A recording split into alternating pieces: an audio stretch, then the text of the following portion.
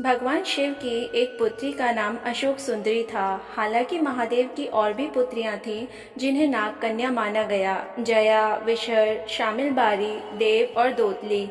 अशोक सुंदरी को भगवान शिव और पार्वती की पुत्री बताया गया, इसलिए वही गणेश जी की बहन है। इनका विवाह राजा नहुष से हुआ था। पद्म पुराण अनुसार अशोक सुंदरी देव कन्या है। दरअसल माता पार्वती के अकेलेपन को दूर करने हेतु कल्पवृक्ष नामक पेड़ के द्वारा ही अशोक सुंदरी की रचना हुई थी। एक बार माता पार्वती ने विश्व में सबसे सुंदर उद्यान में जाने के लिए भगवान शिव से कहा।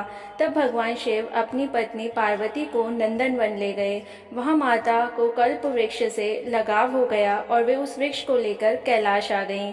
कल्पवृक्ष मनोकामना पूर्ण करने वाला वृक्ष है। पार्वती ने अपने अकेलेपन को दूर करने हेतु उस वृक्ष से यह वर मांगा कि उन्हें एक कन्या प्राप्त हो। तब कल्पवृक्ष द्वारा अशोक सुंदरी का जन्म हुआ। माता पार्वती ने उस कन्या को वरदान दिया कि उसका विवाह देवराज इंद्र जैसे शक्तिशाली युवक से होगा। इसी वरदान के असर के कारण एक बार अशोक सुंदरी अपनी दासियों के साथ नंदनवन में विचरण कर रही थी। तभी वहां हुंड नामक राक्षस आ गया, जो अशोक सुंदरी की सुंदरता से मोहित हो गया और उसने अशोक सुंदरी के सामने विवाह का प्रस्ताव रखा।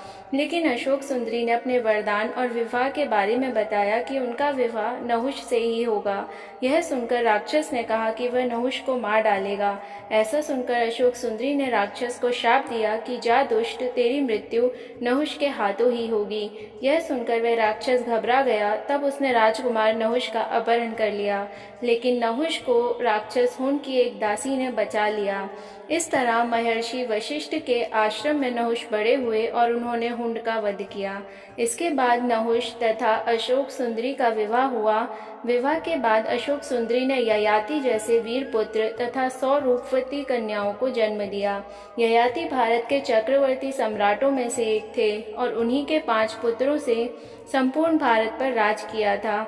उनके 5 पुत्रों का नाम था पुरु, यदु, तुर्वस, अनु और द्रोह। इन्हें वेदों में पंचनंद कहा गया है।